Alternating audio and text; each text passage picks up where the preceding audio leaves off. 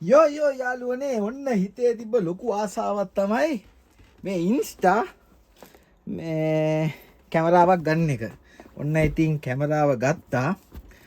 අපි බලමු කැමරාව මම අද තමයි ගත්තේ. මේක අන්බොක්ස් කරලා බලමු.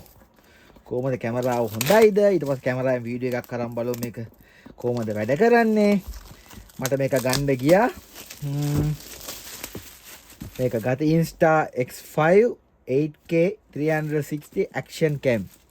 මේක ෂෙකල් 2800 ගාන ඔක්කොම කොමාරි ගියා.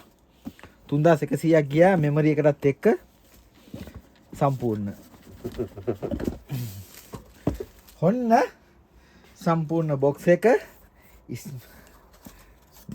ස්ටික් එක එතකොට එක්ස්ට්‍රා බැටරිය